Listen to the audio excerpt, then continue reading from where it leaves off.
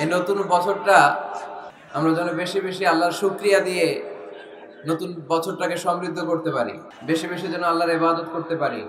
নতুন বছরে আমরা শপথ নেই, আমরা যেন অন্তরে হিংসা লালন না করি, বিদ্বেষ লালন না করি, আমরা নিজেরা নিজেরা যেন কাদা ছোড়াছুরি না করি, আমরা যেন মিলেমিশে একসাথে একাকার হয়ে যাই। আল্লাহ তুমি কবুল করো, আমরা পড়ি আমিন। 60টা জিনিস মানুষ মরে যাওয়ার পরে তার কবরে পৌঁছতে থাকে। ইন্না মিম্মা ইয়ালহাকুল মুমিন মিন হাসানাতিহি বা'দা মাউতিহি। মানুষ মরে যাওয়ার পরেও যে 60টা জিনিস তার কবরে পৌঁছায় তার মধ্যে একটা হচ্ছে মসজিদান বানাহু। সে যে মসজিদ বানিয়ে গিয়েছে ওই মসজিদের সওয়াব। সুবহানাল্লাহ পড়ে। আপনি টাকা দিয়ে মসজিদ বানিয়ে দিলেন, ওই মসজিদে মুসল্লিরা নামাজ পড়ে, রোজাদাররা এসে ওখানে ইফতার খায়, তাহাজ্জুদ আদায়কারীরা তাহাজ্জুদ পড়ে, তাদের সওয়াবের কমতি হবে না, কিন্তু তাদের সওয়াবের একটা পার্সেন্টেজ সওয়াব যে ব্যক্তি মসজিদ বানালো তার আমলনামায় আল্লাহ ঢুকিয়ে দেয়। সুবহানাল্লাহ বলতে পারলেন না? হে নামাজি আমার ঘরে নামাজে পড়ো আজ, দিল মে তোমার চরণ তলে হৃদয় যায় নামাজ। হে নামাজি আমার ঘরে নামাজে পড়ো আজ, দিল মে তোমার চরণ তলে হৃদয় যায় নামাজ। পড়েন আল্লাহু আকবার। কি সুন্দর লিখেছেন কাজী নজরুল ইসলাম। মসজিদ কেমন যেন মসজিদ তার নিজের ভাষায় আল্লাহর কাছে কেঁদে কেঁদে ফরিয়াদ জানায়, আল্লাহ নামাজিরা আমার ঘরে আসে না, কি সুন্দর টাইলস, কি সুন্দর মুসল্লা, কি সুন্দর এয়ার কন্ডিশন, সব আছে কিন্তু মুসল্লি নাই, ঠিক কিনা? মসজিদগুলো আল্লাহর কাছে ফরিয়াদ জানায়, এজন্য আমরা যেন মসজিদ মুখী হই। কি মুখী? কাজী নজরুল ইসলাম খুব সুন্দর করে বলেছেন, মসজিদেরই পাশে আমায় কবর দিও ভাই, ঠিক কিনা? মসজিদেরই পাশে আমায় কবর দিও ভাই, যেন গড়ে হতে মুয়াজ্জিনের আযান শুনতে পাই। আমার গোরের পাশে দিয়ে ভাই নামাজিরা যাবে, পবিত্র সেই পায়ের ধ্বনি এ বান্দা শুনতে পাবে। গোরা যাব হতে গুনাহগার পাইবে রেহাই, মসজিদেরই পাশে আমায় কবর দিও ভাই। কত মানুষ নামাজি ভাই মসজিদাঙ্গিহীনাতে, আল্লাহর নামের জিকির করে লুকিয়ে গভীর রাতে। আমি তাদের সাথে ওই আল্লাহর নাম জপতে চাই, আল্লাহর নাম জপতে চাই। পড়েন সবাই, মসজিদেরই পাশে আমায় কবর দিও ভাই, যেন গড়ে হতেও মুয়াজ্জিনের আযান শুনতে পাই। চিল্লায় পড়তে হবে আমিন। কি দরদ ছিল আমাদের জাতীয় কবি কাজী নজরুল ইসলামের, মসজিদের পাশে আল্লাহ তুমি আমার কবর দিও। আল্লাহ এই দোয়াটা কবুল করে নিয়েছে, ঠিক কিনা? আপনার কবরের পাশে মসজিদ আছে না নাই? আছে। এজন্য মসজিদের সাথে সম্পর্ক জুড়ে দেওয়া এটা ইমানদারের আলামত, আর মসজিদকে ঘৃণা করা এটা মুনাফিকের আলামত।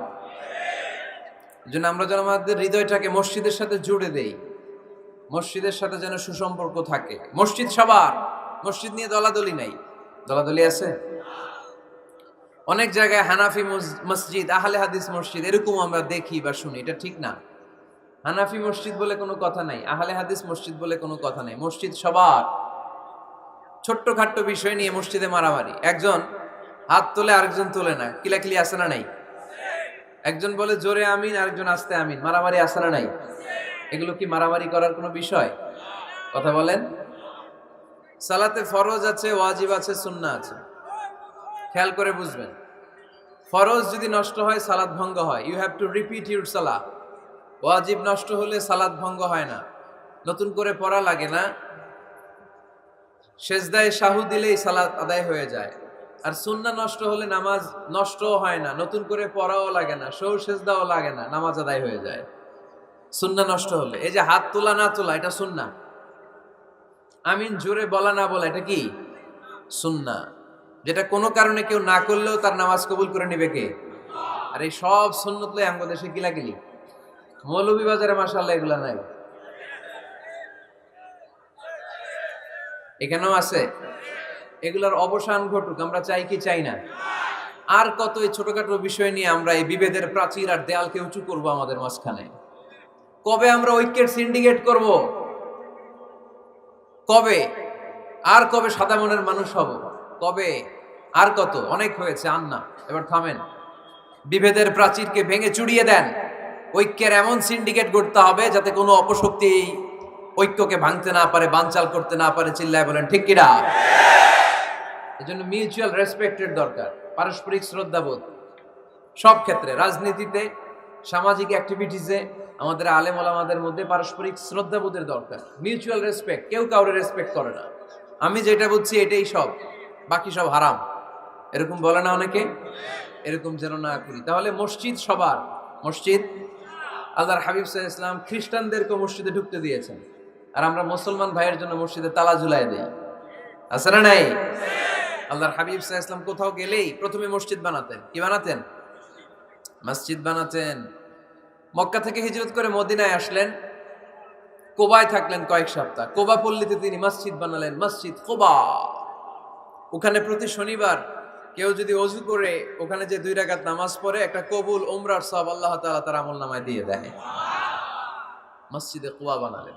তারপরে মদিনায় এসে মসজিদে নববী বানালেন আল্লাহর হাবিব সাল্লাল্লাহু আলাইহি ওয়াসাল্লাম, মসজিদে নববী। এটা ছিল আল্লাহ রাসূল সাল্লাল্লাহু আলাইহি ওয়াসাল্লামের বৈশিষ্ট্য, কোথাও গেলেই তিনি মসজিদ বানাতেন।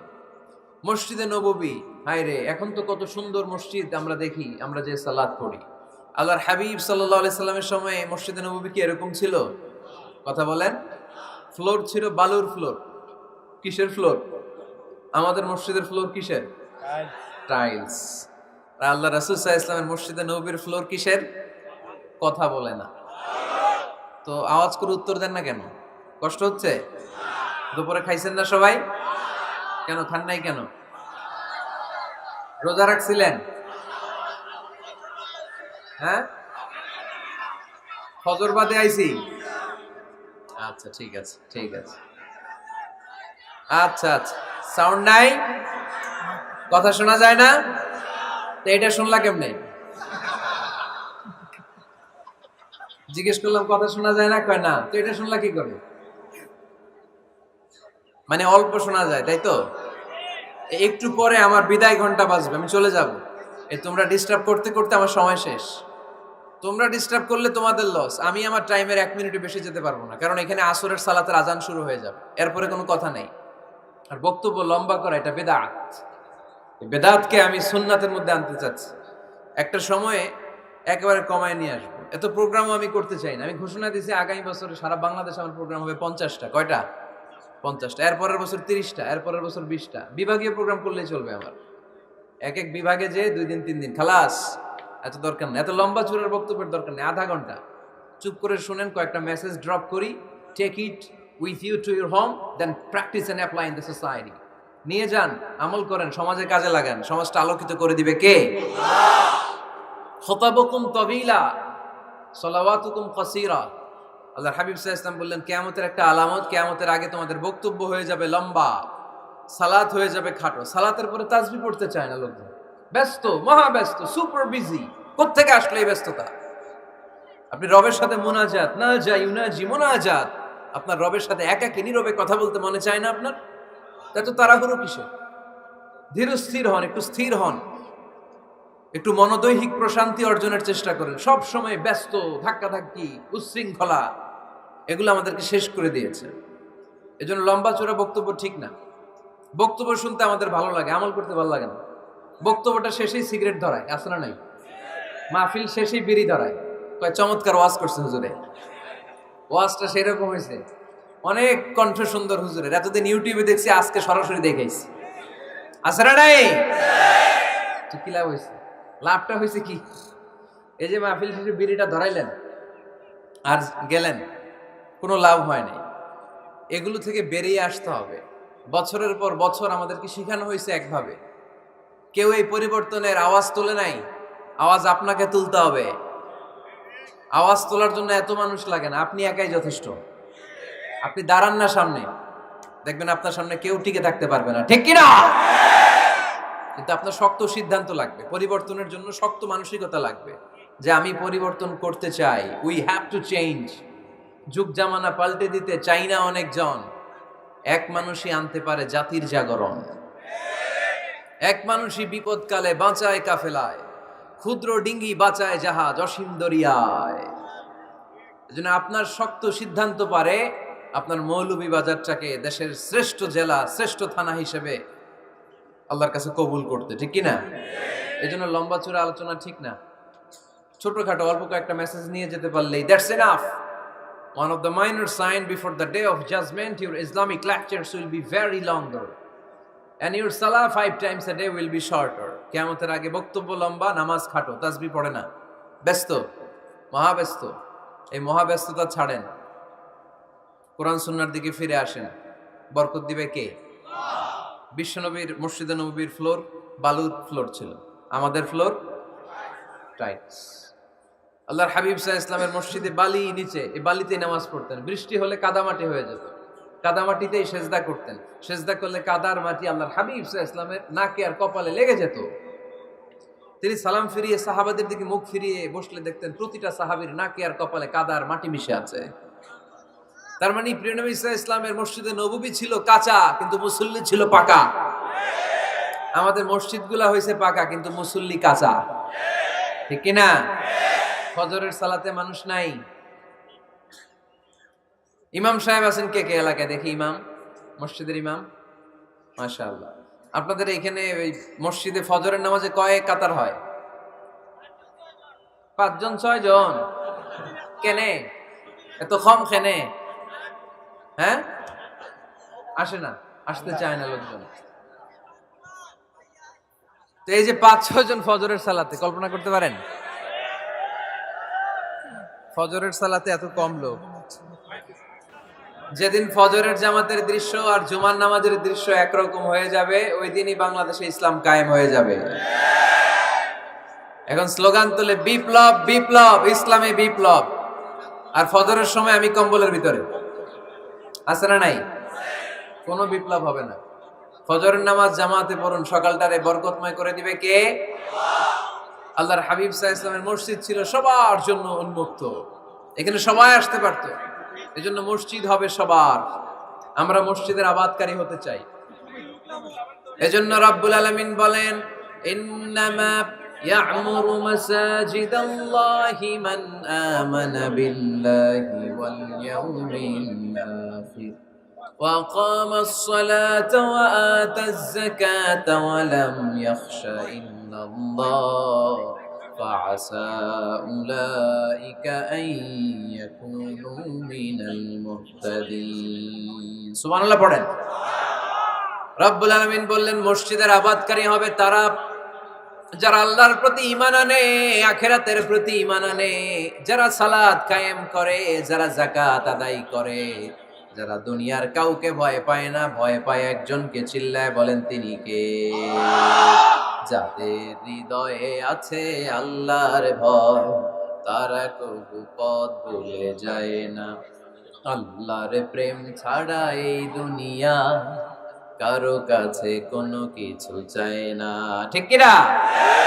তাহলে যারা মসজিদের আবাদকারী এরা ভয় পায় একজনকে, চিল্লায় বলেন তিনি কে?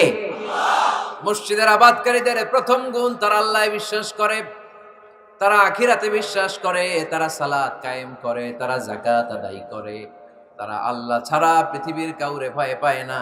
আল্লাহ বলেন ফাআসা উলাইকা আইয়াকুনু মিনাল মুহতাদিন, আশা করা যায় তারাই হলো হেদায়েতের রাস্তার উপরে আছে, ঠিক কি না? তারাই মসজিদের আবাদকারী, যারা মসজিদে যায়, সালাত আদায় করে। এখন মসজিদের আবাদকারী আপনি হতে চান, আপনি মসজিদে যান না, আপনি আবাদকারী হতে পারবেন? মসজিদের অনেক সভাপতি আছে, মসজিদে যায় না, আছে না নাই? মৌলভীবাজারে এই সমস্যা বোধহয় নাই। মসজিদের সেক্রেটারি মসজিদে যায় না, আছে না নাই? তাহলে হইলো, এটা হইলো, এটা মেনে নেওয়া যায়? এজন্য সভাপতি সাহেবরা, আপনি কষ্ট করে মসজিদ বানিয়েছেন, মসজিদে যাবেন। এই কথা বলেন কেন? এত দিকে বিশৃঙ্খলা হইলে কেমন হবে? বসেন আর অল্প কয়েক মিনিট। সভাপতি সাহেব আপনি মসজিদে যাবেন, সেক্রেটারি সাহেব আপনি মসজিদে যাবেন, তাহলে আপনি সঠিক মসজিদের আবাদকারী হবেন, ঠিক কিনা? আমরা মসজিদের আবাদকারী হতে চাই ইনশাআল্লাহ। পড়েন উমরানুল মাসাজিদ। মসজিদের আবাদ কি করে করতে হয়? মসজিদ আবাদ করার এক নাম্বার মাধ্যম হচ্ছে মসজিদ নির্মাণ করা। কি করা? নির্মাণ করা। খেয়াল করবেন, আল্লাহর হাবিব সাল্লাল্লাহু আলাইহি ওয়াসাল্লাম বলেছেন, মান বানা মসজিদান মিন মালিহি ফিদ দুনিয়া বানাল্লাহু লাহু বাইতান ফিল জান্নাহ। যে ব্যক্তি নিজের পকেটের টাকা খরচ করে দুনিয়াতে মসজিদ বানায়, আল্লাহ তাআলা তার জন্য জান্নাতে ঘর বানায়। 60টা জিনিস মানুষ মরে যাওয়ার পরে তার কবরে পৌঁছতে থাকে। ইন্না মিম্মা ইয়ালহাকুল মুমিন মিন হাসানাতিহি বা'দা মাউতিহি। মানুষ মরে যাওয়ার পরেও যে 60টা জিনিস তার কবরে পৌঁছায়, তার মধ্যে একটা হচ্ছে মসজিদান বানাহু। সে যে মসজিদ বানিয়ে গিয়েছে, ওই মসজিদের সওয়াব। সুবহানাল্লাহ পড়ে। আপনি টাকা দিয়ে মসজিদ বানিয়ে দিলেন, ওই মসজিদে মুসল্লিরা নামাজ পড়ে, রোজাদাররা এসে ওখানে ইফতার খায়, তাহাজ্জুদ আদায়কারীরা তাহাজ্জুদ পড়ে, তাদের সওয়াবের কমতি হবে না, কিন্তু তাদের সওয়াবের একটা পার্সেন্টেজ সওয়াব যে ব্যক্তি মসজিদ বানালো তার আমলনামায় আল্লাহ ঢুকিয়ে দেয়। এজন্য বেশি বেশি মসজিদ বানাতে রাজি আছেন তো?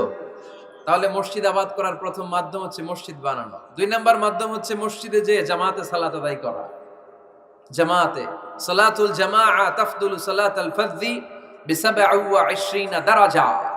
ঘরে নামাজ পড়লে, একা একা পড়লে যেই সওয়াব, জামাতে পড়লে 27 গুণ বেশি সওয়াব। সুবহানাল্লাহ বলতে পারলেন না?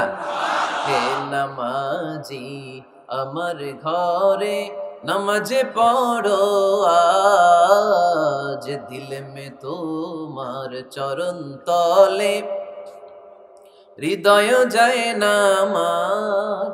হে নামাজি আমার ঘরে নামাজে পড়ো আজ, দিল মে তোমার চরণ তলে হৃদয় যায় নামাজ। পড়েন আল্লাহু আকবার। কি সুন্দর লিখেছেন কাজী নজরুল ইসলাম। মসজিদ কেমন যেন মসজিদ তার নিজের ভাষায় আল্লাহর কাছে কেঁদে কেঁদে ফরিয়াদ জানায়, আল্লাহ নামাজিরা আমার ঘরে আসে না, কি সুন্দর টাইলস, কি সুন্দর মুসল্লা, কি সুন্দর এয়ার কন্ডিশন, সব আছে কিন্তু মুসল্লি নাই, ঠিক কিনা? মসজিদগুলো আল্লাহর কাছে ফরিয়াদ জানায়। এজন্য আমরা যেন মসজিদমুখী হই। কি মুখী? আওয়াজ করে বলতে হবে, কি মুখী? মসজিদমুখী। তাহলে মসজিদ আবাদের 1 নাম্বার পদ্ধতি মসজিদ বানানো। 2 নাম্বার মসজিদে বেশি বেশি যে জামাতে সালাত আদায় করা। 3 নাম্বারে মসজিদের সাথে সম্পর্ক জুড়ে দেওয়া, হৃদয়টা যেন সবসময় মসজিদের সাথে লেগে থাকে। আল্লাহর হাবিব সাল্লাল্লাহু আলাইহি ওয়াসাল্লাম বললেন, সাবআতুন ইউযিল্লুহুমুল্লাহু ফি যিল্লিহি ইয়াওমা লা যিল্লা ইল্লা যিল্লু। 7 শ্রেণীর ব্যক্তিকে আল্লাহ তাআলা কিয়ামতের দিন আরশের নিচে ছায়া দিবে, যেদিন আল্লাহর আরশের ছায়া ছাড়া কোনো ছায়া পৃথিবীতে থাকবে না। সেই দিনটা কি এই দিনের মতো? কিয়ামতের দিনটা আজকের এই দিনের মতো হবে? 50,000 বছর হবে। এটা লেন্থ, এটা ডিউরেশন। কাআন সাফসাফা লা তারা ফিহা ইওয়াজা ওয়ালা আমতা। লেভেল প্লেইং ফিল্ড, তামার জমিন। একটু কল্পনা করেন তো ওই দিনটা কত ভয়ঙ্কর। বাবা ছেলেরে চিনবে না ওই দিন, ছেলে বাবারে চিনবে না, স্ত্রী স্বামীকে চিনবে না, স্বামী স্ত্রীকে চিনবে না, পীর সাহেব মুরিদ চিনবে না, মুরিদ পীর সাহেবকে চিনবে না, নেতা কর্মীকে চিনবে না, কর্মী নেতাকে চিনবে না। হায় হায়, ইয়া নাফসি ইয়া নাফসি বলে কাঁদবে। সূর্যটা মাথার কাছে চলে আসবে, সূর্যের তাপে মাথার মগজগুলো গলে গলে নাকের ছিদ্র আর কানের ছিদ্র দিয়ে টপ টপ করে বেয়ে বেয়ে পড়বে। তৃষ্ণায় মানুষগুলো পাগল পাড়া, জিহ্বাটা বের হয়ে নাভি পর্যন্ত ঝুলতে থাকবে। সেদিন সবাই পাগলের মতো ছুটতে থাকবে, কোনো ছায়া নাই আল্লাহর আরশের ছায়া ছাড়া। আল্লাহর হাবিব বললেন, 7 শ্রেণীর ব্যক্তিকে আল্লাহ তাআলা আরশের নিচে ছায়া দিবেন। এর মধ্যে 1 শ্রেণীর ব্যক্তি, রাজুলুন কলবুহু মুআল্লাকুন বিল মাসাজিদ। ওই ব্যক্তি যার হৃদয়টা সবসময় আল্লাহর মসজিদের সাথে লেগে থাকে। মসজিদের সাথে যার হৃদয় লেগে থাকে তাকে আরশের নিচে ছায়া দিবে কে? এজন্য মসজিদের সাথে যেন আমাদের হৃদয়গুলো লেগে থাকে। অনেকেই দেখবেন এত ভালো নামাজি, জোহর পরে টেনশন করে আসরটা কই পড়বো, আসর পরে চিন্তা করে মাগরিবের সময় আমি কোথায় থাকবো, মাগরিবের সময় টেনশন, ইস এশাটা হয়ে গেলেই তো শেষ। এরকম লোক আছে না নাই? এদেরকে সেই কঠিন ভয়াবহ দিনে আরশের নিচে ছায়া দিবে কে? তারপরে মসজিদ আমাদের 4 নাম্বার পদ্ধতি, মসজিদকে পরিচ্ছন্ন রাখা, মসজিদকে ঝাড়ু দেয়া। মসজিদকে যারা পরিষ্কার করে তাদের হৃদয়ের যন্ত্রণা দূর করে দেয় কে? সাইয়েদনা ইব্রাহিম আলাইহিস সালাম এবং ইসমাঈল আলাইহিস সালামকে আল্লাহ তাআলা আদেশ করেছেন, তাহহিরা বাইতিয়া লিত-তাইফিনা ওয়াল আকিফিনা ওয়ার রুকআইস সুজুদ। হে ইব্রাহিম, ইসমাঈল, বাপ বেটা দুইজন মিলে মসজিদ ঝাড়ু দাও। কি ঝাড়ু দাও? মসজিদেরি ঝাড়ু বড়দার, ও কামারে হাত শোনো আমারে মুনাজাত। পড়েন, শোনো শোনো ইয়া ইলাহি আমারে মুনাজাত, শোনো আমারে মুনাজাত। পড়েন আমিন।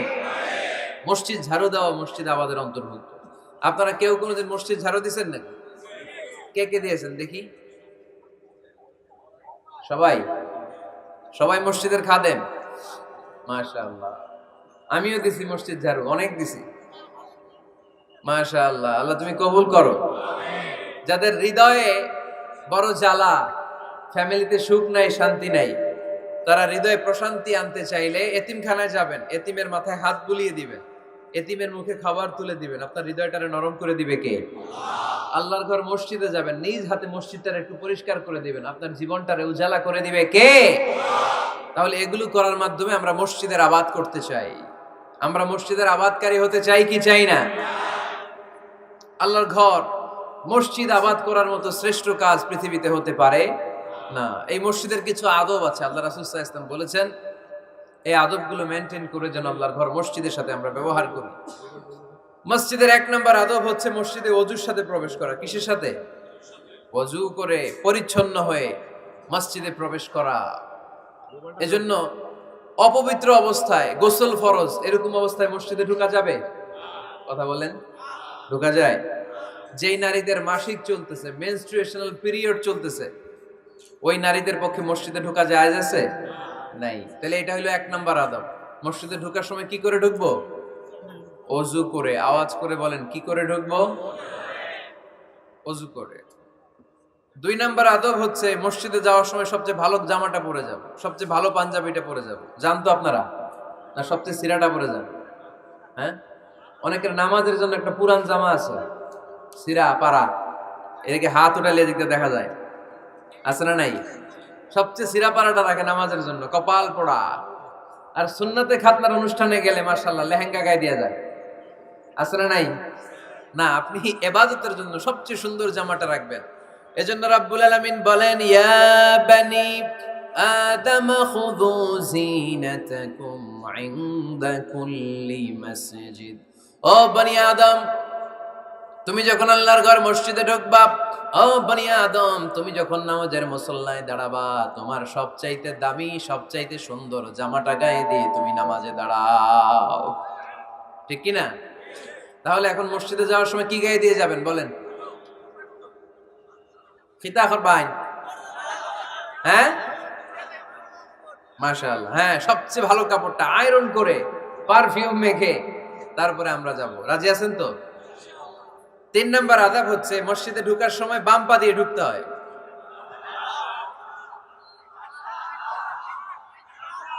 কোন পা?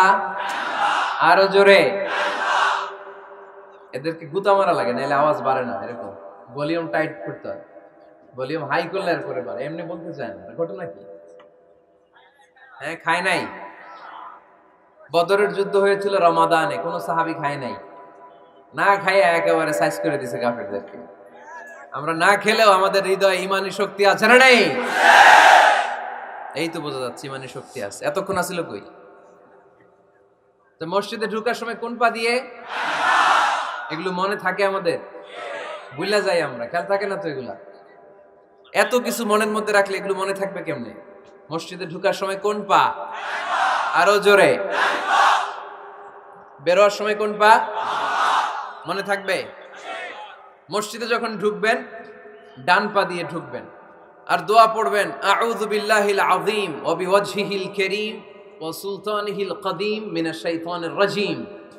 বিষ্ণু ইসা ইসলাম বললেন, যে ব্যক্তি মসজিদে ঢোকার সময় এই দোয়াটা পড়বে, শয়তান আফসোস শুরু করে, সে বলে, হায় হায়, আজকের দিনের জন্য, সারা দিনের জন্য তো তুই আমার ওয়াসওয়াসা থেকে বেঁচে গেলি, আজকের সারা দিনের জন্য তোরে আমি হারালাম, আজকের সারাটা দিন আল্লাহর পক্ষ থেকে প্রোটেকশন নিয়ে তুই বেঁচে গেলি, আজকের জন্য যা, কালকে তোরে আমি ধরবো। এজন্য এই দোয়াটা পড়ার দরকার আছে না?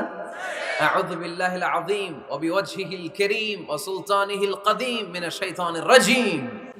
চারটা বাক্যের দোয়া। মুখস্থ করতে কষ্ট হলে যে ইউটিউবে চলে যাবে আজকেই, ওখান থেকে শুনে আপনারা মুখস্থ করে নেবেন, এই দোয়াটা পড়বেন, তাহলে ওই দিনের জন্য শয়তানের ওয়াসওয়াসা, টেম্পটেশন, প্রভোকেশন থেকে আপনি আল্লাহ তাআলার প্রোটেকশনে চলে গেলেন। সুবহানাল্লাহ পড়েন। তারপরে আল্লাহর হাবিব বললেন, ঢোকার আগে আমারে সালাম দাও। পড়বেন, আসসালামু আলাইকা আইয়ুহান নাবিয়্যু ওয়া রাহমাতুল্লাহি ওয়া বারাকাত। এই দুইটা জিনিস যখন করে ফেললেন, তখন ডান পা দিয়ে পড়বেন, আল্লাহুম্মা আফতাহ লি আবওয়াবা রাহমাতিক। সুবহানাল্লাহ পড়েন। আল্লাহুম্মা আফতাহ লি, ও আল্লাহ আমার জন্য তুমি খুলে দাও, আবওয়াবা রাহমাতিক, তোমার রহমতের দরজা। তার মানে মসজিদে ঢুকলে রহমত পাওয়া যায় কি যায় না? মসজিদে ঢুকলে পাওয়া যায় রহমত, মসজিদের বাইরে রহমতের কথা আল্লাহ বলে নাই, মসজিদের ভিতরে রহমত। কোথায় রহমত? কোথায়? মসজিদের ভিতরে রহমত আছে না? তার প্রমাণ, মসজিদে ঢুকলেই শান্তি লাগে কেমন জানি, আর ঘুমে ধরে। মসজিদে ঘুমাইছেন কারা কারা দেখি? সবাই ঘুমাইছেন? আরে আমি কত ঘুমাইছি। জুমার নামাজের সময় যে কি ঘুম আসে, আসে আসে, কমন পড়ছে, একেবারে কমন পড়ে গেছে, ঘুম আসে। কারণ রহমত, রহমতের ঝিরি ঝিরি বাড়ি ধারা আল্লাহ তাআলা আরশের উপর থেকে নাজিল করতে থাকে, আর এই রহমতের কারণে হৃদয়টা প্রশান্ত হয়ে যায়, অনেকের ঘুমও চলে আসে, ঠিক কি না? এজন্য আল্লাহুম্মা আফতাহ লি আবওয়াবা রাহমাতিক, ও আল্লাহ তোমার রহমতের দরজাগুলো আমার জন্য খুলে দাও। এই দোয়া পড়লে রহমতের দরজা খুলে দেয় কে? আবার মসজিদ থেকে যখন বের হবেন, তখন কোন পা দিয়ে? জোরে বলেন।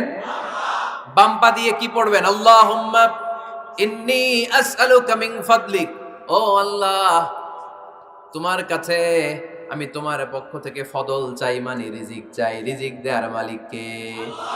তার মানে খুব সোজা সাপটা কথা হচ্ছে, মসজিদের ভিতরে পাওয়া যায় রহমত, আর বাইরে পাওয়া যায় ফদল বা রিজিক। বাইরে পাওয়া যায় কি? রিজিক। মসজিদের ভিতরে রিজিক আছে, তার মানে সারাদিন মসজিদে বসে থাকলে রিজিক মিলবে? নামাজের সময় নামাজ পড়তে হবে, কাজের সময় কাজ করতে হবে, এটাই হচ্ছে ইসলামের বিধান। নামাজের সময় নামাজ, কাজের সময়।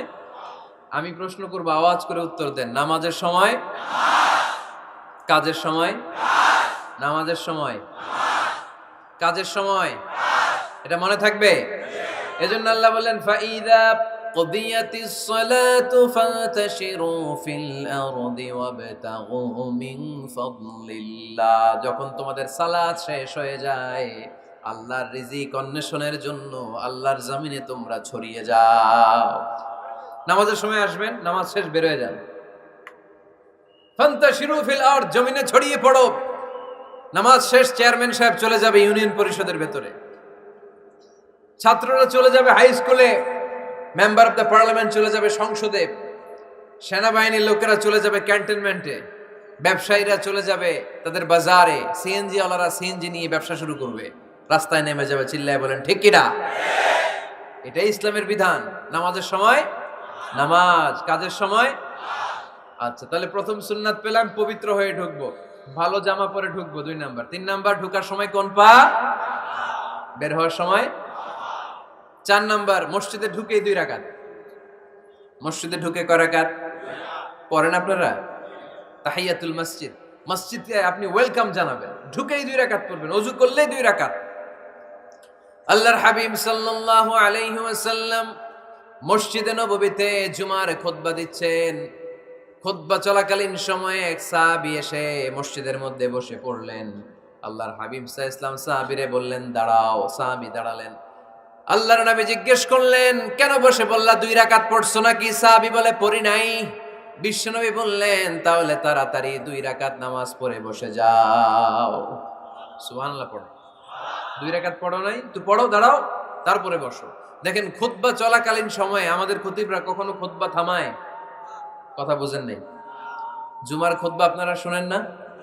খুতবা চলতেছে, ওই মুহূর্তে ইমাম সাহেবরা কখনো খুতবা থামায়? মাঝখানে কোনো ঝামেলা হলে থামায় না। প্রথম খুতবা শেষ, বসে, তারপরে দ্বিতীয় খুতবা। খুতবার মাঝখানে কোনো থামাথামি নাই। কিন্তু আল্লাহর হাবিব সাল্লাল্লাহু আলাইহি সাল্লাম কেমন খতিব ছিলেন দেখেন। আল্লাহর হাবিব সাল্লাল্লাহু আলাইহি সাল্লামের খুতবা দেওয়ার স্টাইল এন্ড অ্যাটিটিউড এবং আমাদের খুতবা দেওয়ার স্টাইল এন্ড অ্যাটিটিউড, আল্লাহ রাসূল সাল্লাল্লাহু আলাইহি সাল্লামেরটা কত প্রাণবন্ত ছিল। আল্লাহ রাসূল সাল্লাল্লাহু আলাইহি সাল্লাম সোসাইটি ওরিয়েন্টেড একজন পার্সোনালিটি ছিলেন, সমাজের মানুষ কেন্দ্রিক, খুব সামাজিক ছিলেন আল্লাহ রাসূল সাল্লাল্লাহু আলাইহি সাল্লাম। তিনি দেখলেন একজন বসে পড়ছে, উনি খুতবা থামায় দিলেন। জুমার খুতবা থামায় বললেন, এই নামাজ পড়ছো? না। পড়ো, 2 রাকাত পড়ো। আবার খুতবা শুরু করলেন। সুবহানাল্লাহ পড়বেন না? একবার তিনি খুতবা দিচ্ছেন, দেখলেন আল্লাহ রাসূল সাল্লাল্লাহু আলাইহি ওয়াসাল্লামের দুইজন নাতি হাসান আর হুসাইন রাদিয়াল্লাহু তাআলা আনহুমা, ছোট্ট মানুষ, কাতারের ভিতরে ঢুকে কোন সাহাবী টুপি টান দেয়, কারো পাগড়ি ধরে টান দেয়, একজন এদিকে দৌড় দেয়, আরেকজন ওদিকে দৌড় দেয়। মসজিদে একটা ডিস্টার্ব হচ্ছে। আল্লাহর হাবিব সাল্লাল্লাহু আলাইহি ওয়াসাল্লাম খুতবা থামিয়ে দিলেন, মিম্বার থেকে নেমে আসলেন, দুই নাতিকে দুই হাতে ধরলেন, ধরে আস্তে করে জান্নাতের এই দুই সর্দারকে নিয়ে মিম্বারের উপরে দাঁড়ালেন। এই হাতে এই নাতি, ওই হাতে আরেক নাতি। এরপর দাঁড়িয়ে দাঁড়িয়ে তিনি বাকি খুতবা দিলেন। পড়েন সুবহানাল্লাহ। কত প্রাণবন্ত খুতবা। উনিও খুতবা দিতেন, আমরাও খুতবা দেই। আল্লাহর হাবিব সাল্লাল্লাহু আলাইহি ওয়াসাল্লাম খুতবা দিচ্ছেন, এক সাহাবী এসে বলল, ইয়া রাসূলুল্লাহ, মদিনায় দুর্ভিক্ষ, বৃষ্টি নাই, আপনি বৃষ্টির দোয়া করেন। রাসূল সাল্লাল্লাহু আলাইহি ওয়াসাল্লাম খুতবা থামায় দিলেন, থামাই দিয়ে দোয়া শুরু করলেন। আল্লাহুম্মা আসকিনা গাইসান মুগীসান মারিআন মুরিআন নাফিআন গায়রা দার আজিলান গায়রা আজিল। আল্লাহ, উপকারী বৃষ্টি দেন, যে বৃষ্টিতে আমাদের ফসল জন্মাবে, সবুজ ঘাস লতা পাতা জন্মাবে, আমাদের গবাদি পশুর রিজিক বাড়বে। এরকম উপকারী বৃষ্টি আমাদেরকে দিয়ে মদিনাটারে ধন্য করে দেয়। বৃষ্টি শুরু হলো। জুমাবার বৃষ্টি, শনি রবি সোম মঙ্গল বুধ বৃহস্পতি শুক্র, টানা 7 দিন বৃষ্টি। এবার বৃষ্টির চোটে মদিনায় বন্যা হয়ে গেছে। এতদিনে দুর্ভিক্ষ, এতদিনে কি? এখন বৃষ্টির বরকতের দোয়া করছে, বৃষ্টিতে এবার বন্যা। যেই সাহাবী বৃষ্টির জন্য দোয়া করতে বলেছিলেন, পরের জুমাবারের খুতবার সময় এসে ওই সাহাবী বলেন, ইয়া রাসূলুল্লাহ, আবার খুতবার মাঝখানে, ইয়া রাসূলুল্লাহ, আর বৃষ্টির দরকার নাই, আর দরকার নেই, এবার বৃষ্টি বন্ধের দোয়া করেন। আল্লাহর হাবিব সাল্লাল্লাহু আলাইহি ওয়াসাল্লাম খুতবা থামিয়ে আবার বন্ধের দোয়া, আল্লাহুম্মা হাওয়ালাইনা ওয়ালা আলাইনা। হে আল্লাহ, আমাদের চারিদিকে দেন, মদিনাতে আর বৃষ্টির দরকার নাই। চিল্লায় পড়েন সুবহানাল্লাহ। এজন্য খতিব হবে এরকম প্রাণবন্ত খতিব। সমাজে কি চলে, কি ক্রাইসিস, কি সংকট, ইয়াংরা কোন সমস্যায় ভোগে, আমাদের রাজনৈতিক অঙ্গনে কি সমস্যা, আমাদের অর্থনৈতিক অঙ্গনে কি সমস্যা, আমাদের সামাজিক অঙ্গনে কি সমস্যা, আমাদের পরিবারগুলোর ভেতরে কি ঝামেলা, প্রত্যেকটা কথা মসজিদের মিম্বার থেকে আসার দরকার আছে না নাই? আল্লাহর হাবিব সাল্লাল্লাহু আলাইহি ওয়াসাল্লাম এভাবেই সমাজকে ঠিক করে দিতেন। 2 রাকাত মসজিদে ঢুকে আজকে থেকে আমরা পড়ব। মসজিদে ঢুকলেই কয় রাকাত মনে থাকবে না ভুলে যাবেন? তারপরে আল্লাহর হাবিব সাল্লাল্লাহু আলাইহি ওয়াসাল্লাম বলেছেন, খবরদার কবরের উপর মসজিদ বানিও না। কবরস্থান একদিকে, মসজিদ আর একদিকে। কিন্তু বাংলাদেশে মসজিদের সাথে কবর মেলানো আছে না নাই? ছোট্ট একটা মসজিদ, কিন্তু এত বড় বাবার কবর আছে না নাই? এগুলো করবেন না আপনি। আগে হবে মসজিদ, পরে কবরস্থান। যেমন মসজিদে নববী হয়েছে আগে, তারপরে বিশ্বনবীর কবর এখানে আছে না নাই? মসজিদে নববী প্রতিষ্ঠিত হয়েছে আগে, পরে বাকি কবরস্থান আছে না নাই? কিন্তু কোন আল্লাহর ওলির কবরস্থানের উপরে যদি মসজিদ বানান, তার উপর লানাত দিয়েছে কে? লাআনা রাসূলুল্লাহ আলাল ইয়াহুদ ওয়ান নাসারা ইত্তাখাযু কুবুর আমবিয়াইহিম মাসাজিদা। আল্লাহর রাসূলের লানত ইহুদি নাসারাদের উপর, কারণ ইহুদি আর নাসারাদের একটা খাসলাত, একটা বৈশিষ্ট্য ছিল, তারা তাদের নবীদের কবরের উপরে মসজিদ বানায় ফেলত। এটা করা যাবে? এজন্য এলাকায় এলাকায় এই ঝামেলা, কবর আর মসজিদ হবে আলাদা। আবার মসজিদের কেবলার দিকে যেন কবরস্থান না হয়, তাহলে শিরক হওয়ার সম্ভাবনা আছে না নাই? খুব সাবধান। আল্লাহ সব মাফ করে, কিন্তু শিরক মাফ করে না, ঠিক কি না? শিরক হচ্ছে মহাপাপ, সব পাপের বাপ। এজন্য আমরা সব করলেও শিরকের গুনাহ মুসলমান কখনো করতে পারে। এরপর আল্লাহর হাবিব বললেন, মসজিদকে পরিষ্কার পরিচ্ছন্ন রাখো, এটাও মসজিদের আদাব। মসজিদে আতর লাগিয়ে দেন, বাখর জ্বালিয়ে দেন। আপনাদের এই এলাকার মধ্যে তো বাখুরের অভাব নাই, আগরের অভাব নাই, ঠিক কিনা? গতকাল প্রোগ্রাম ছিল কই? সুজানগর, আগরের রাজধানী। আগর চিনেননি আপনারা? হ্যাঁ, এই যে দেহনেল উদ পারফিউম, আপনাদের এই যে মাহতাব সাহেবের আল হারামাইন, এরপরে যে আজমল কোম্পানি, এও আপনাদের এই মৌলভীবাজার এলাকার। এরকম অনেক কোম্পানি আছে দুবাই ভিত্তিক, গোটা বিশ্বে ওনারা ব্র্যান্ডিং করেছে। এগুলোর র ম্যাটেরিয়াল, কাঁচামাল যায় হচ্ছে আপনাদের মৌলভীবাজার থেকে। ছেলের বউ শাশুড়ির ওয়াজ গতকাল করছি, শুনে নিন। শাশুড়ি আর বৌমার কিলাকিলি, গতকালের ওয়াজের বিষয় ছিল কি? শাশুড়ি বৌমার কিলাকিলি কি করে থামাবেন, শুনে নিন। আচ্ছা ঠিক আছে, মুফতি সাহেবদের কাছ থেকে জেনে নেবেন এই প্রশ্ন। আমি উত্তর দিলে আবার কিলাকিলি লেগে যাবে বাংলাদেশ, কিলাকিলির দরকার নেই। সম্মানিত ভাইয়েরা, মসজিদ পরিষ্কার পরিচ্ছন্ন রাখবেন, এই বাখুর জ্বালাবেন, দেহিনেল উদ, এই পারফিউম গুলো ছড়িয়ে দিবেন। মসজিদের মধ্যে অনেক মসজিদে দুর্গন্ধ আছে না নাই? এই কার্পেটের মধ্যে ময়লা, পরিষ্কার করে না। আল্লাহর হাবিব সাল্লাল্লাহু আলাইহি ওয়াসাল্লাম বলেছেন, খবরদার। আম্মা জান আয়েশা বর্ণনা করেন, আমার রাসূলুল্লাহ সাল্লাল্লাহু আলাইহি ওয়াসাল্লাম বিবিনাইল মসজিদ ফি দুয়ার ওয়া আন তুতাইয়াবা ওয়া তুনাযাফ, আমরা যেন এলাকা এলাকায় মসজিদ বানাই, মসজিদগুলোকে যেন পারফিউম দিয়ে, আতর দিয়ে সুগন্ধময় করে দেই। বিশ্বনবী আদেশ করেছেন, সুবহানাল্লাহ পড়ুন। এজন্য কোনো অপরিচ্ছন্ন মসজিদ থাকতে পারবে না। মসজিদের পাশ দিয়ে গেলে আতরের ঘ্রাণে আমোদ হয়ে লোকজন যেন বুঝতে পারে এটা আল্লাহর ঘর, মসজিদ। চিল্লায় বলেন ঠিক কি না? এরপরে আল্লাহর হাবিব সাল্লাল্লাহু আলাইহি ওয়াসাল্লাম বলেছেন, মসজিদের আরেকটা আদব হলো মসজিদকে অতিমাত্রায় ডিজাইন না করা। বেশি ডিজাইন করা যাবে না। এমন ডিজাইন করা যাবে না যে এটা মসজিদ বোঝাই যায় না। এত লাইটিং ফাইটিং করে, এটা কি মসজিদ না কমিউনিটি সেন্টার বোঝাই যায় না। আছে না নাই? আছে। এরকম যেন আমরা না করি সম্মানিত ভাইয়েরা। বিশেষ করে মসজিদের সামনের দেয়ালে। কোন দেয়ালে? সামনের দেয়ালটা, কেবলার দিকে যেই দেয়াল, এই দেয়ালটা হতে হবে ফ্রেশ, যাতে করে মানুষের দৃষ্টি আকর্ষণ না করে। প্রায় মসজিদের দেয়ালের মাঝখানে দেখবেন আপনি ক্যালেন্ডার ঝুলায় রাখে, আছে না নাই? মৌলভীবাজারে কি অবস্থা?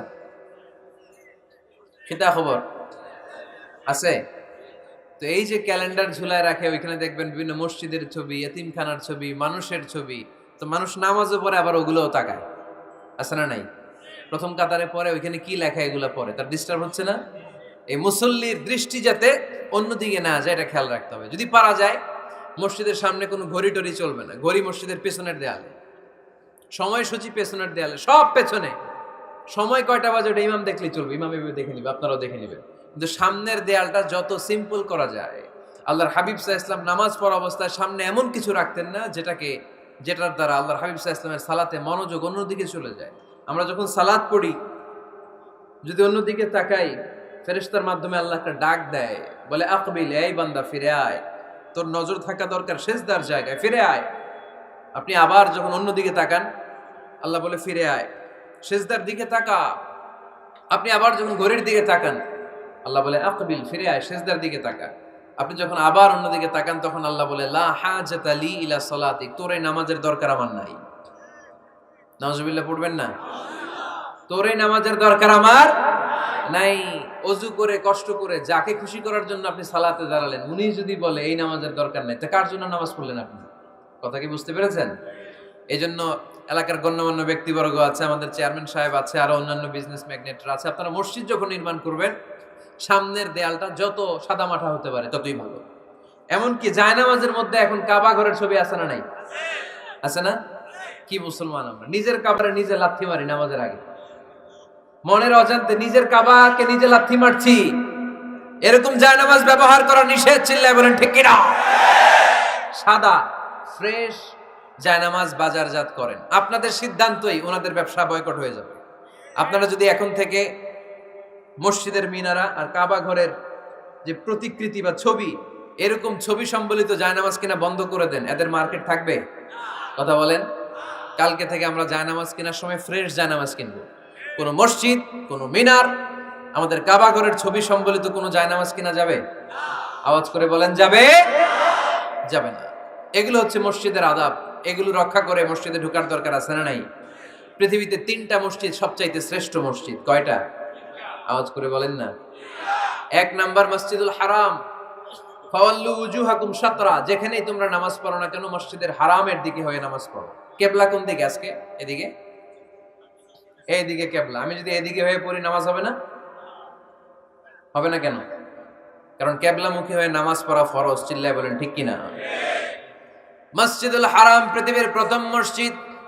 ওখানে একটা ঘর আছে, ঘরটার নাম হলো কাবা। ইন্না আউওয়ালা বাইতিন উদিআ লিন-নাসি লাল্লাযী বিবাক্কাতা বিবাক্কাতা মুবারাকা। এই পৃথিবীর প্রথম ঘর যেই ঘরটা স্থাপিত হয়েছে বাক্কা শহরে। বাক্কা মক্কার আগের নাম, এখন শহরের নাম মক্কা, আগে নাম ছিল কি? সবাই বলেন কি নাম ছিল? বাক্কা। এটা পৃথিবীর আদি ঘর, সব নবীদের পরশধন্য পদধূলিতে এই জায়গাটা বরকতময় হয়েছে। এটা এমন ঘর যেই ঘরের চারদিকে 1 রাকাত নামাজ পড়লে 1 লক্ষ রাকাতের সওয়াব পাওয়া যায়। হজ উমরা করেছেন কে কে দেখি? হজ উমরা করেছেন আপনারা না? মাশাআল্লাহ। আমরা যারা করতে পারি নাই আল্লাহ তাদেরকেও তৌফিক দাও। আমরা যেন এই কাবা ঘরে যে প্রাণ ভরে সালাত আদায় করতে পারি, আল্লাহ তৌফিক দান করো। আমরা যেন মসজিদে নববীতে যে প্রাণ ভরে সালাত পড়তে পারি, তৌফিক দান করো। আল্লাহর হাবিব সাল্লাল্লাহু আলাইহি ইসলামের কবরের সামনে দাঁড়িয়ে যেন আমরা প্রাণ খুলে মন প্রাণ উজাড় করে বিশ্বনবী সাল্লাল্লাহু আলাইহি ইসলামকে সালাম দিতে পারি, আল্লাহ তৌফিক দান করো। এই কাবা ঘরকে কেন্দ্র করে প্রতিদিন 100টা রহমত নাজিল হয়। আওয়াজ করে বলেন কয়টা? আল্লাহর হাবিব বললেন প্রতিদিন প্রতিনিয়ত 100টা রহমত নাজিল হতেই থাকে। 60টা রহমত তাদের উপর নাজিল হয় যারা কাবা ঘরের চারদিকে তাওয়াফ করে। 40 লিল মুসাল্লিন, বাকি 40টা নাজিল হয় যারা কাবা ঘরের পাশে নামাজ পড়ে। ওয়া 20 লিন নাযিরিনা ইলাল কাবা, বাকি 20টা রহমত প্রতিনিয়ত নাজিল হয় যারা তাওয়াফ করে না, সালাত আদায় করে না, শুধু কাবার গিলাফের দিকে তাকিয়ে থাকে। কাবার দিকে তাকায় থাকলেই সওয়াব। সুবহানাল্লাহ পড়েন। 1 রাকাতে কয় লক্ষ রাকাতের সওয়াব। এজন্য আল্লাহর হাবিব সাল্লাল্লাহু আলাইহি ওয়াসাল্লাম বলেছেন লা তুশাদ্দুর রিহাল ইল্লা ইলা সালাসাতি মাসাজিদা, স্পেশাল ভার্চু এন্ড রিওয়ার্ড, বিশেষ সওয়াবের নিয়তে পৃথিবীর এই 3টা জায়গা ছাড়া কোথাও নিয়ত করে ভ্রমণ করা জায়েজ নাই। এক হচ্ছে মসজিদুল হারাম, 2 হচ্ছে মসজিদ নববী, 3 হচ্ছে মসজিদুল আকসা। এই 3টা মসজিদ ছাড়া পৃথিবীর কোনো মসজিদে নিয়ত করে সফর করা যাবে না। বিশেষ নিয়তে সফর করা যাবে না যে আমি যদি এই মৌলভীবাজারের জামে মসজিদে যাই বেশি সওয়াব পাওয়া যাবে, এই নিয়তে সফর করা যাবে না। বেশি সওয়াব শুধু এই 3 মসজিদে। মসজিদুল হারামে 1 রাকাতে কত রাকাতের সওয়াব? কথা কয় না, বুঝে নাই বোধহয়। কয় লক্ষ? আর মসজিদে নববীতে 1 রাকাতে 1000 রাকাতের সওয়াব। আরেক বর্ণনায় আছে 50,000, বর্ণনাটা দুর্বল। সহিহ বর্ণনায় এসেছে 1 রাকাতে 1000 রাকাতের সওয়াব। মসজিদুল আকসায় সালাত পড়লে 1 রাকাতে, এক বর্ণনায় এসেছে 250 রাকাতের সওয়াব, আরেক বর্ণনায় এসেছে 500 রাকাতের সওয়াব। এই 3টা মসজিদ ছাড়া নামাজ পড়লে বেশি সওয়াব হবে, এই নিয়তে সফর করা যাবে? চিল্লায় বলেন যাবে। তবে মসজিদটা দর্শন করার জন্য যেতে পারবে। মসজিদটা দেখতে কেমন, এটার ক্যালিওগ্রাফিক্যাল ডিজাইন কেমন, এটার আর্কিটেকচারাল ডিজাইন কেমন, এটার দৃষ্টিনন্দন সৌন্দর্য কেমন, মসজিদটা দেখতে কেমন, দেখতে যেতে পারবেন। কিন্তু বিশেষ সওয়াব রিওয়ার্ড এই 3টা মসজিদ ছাড়া অন্য কোনো মসজিদের জন্য হবে না। এই মসজিদ হচ্ছে আমাদের সামাজিক ঐক্যের কেন্দ্রবিন্দু, এটা হচ্ছে আমাদের কমিউনিটি সেন্টার। আমরা শুধু নামাজের জন্য মসজিদকে ইউজ করি, এছাড়া আরো অনেক ইউসেজ আছে মসজিদের। খেয়াল রাখবেন, আমাদের মুসলমানদের মসজিদ হিন্দুদের মন্দিরের মতো নয়। কোথায় আজান হইছে? শেষ করে দিব না? সুবহানাকাল্লাহুম্মা ওয়া বিহামদিকা আশহাদু আল্লা ইলাহা ইল্লা আনতা আস্তাগফিরুকা ওয়া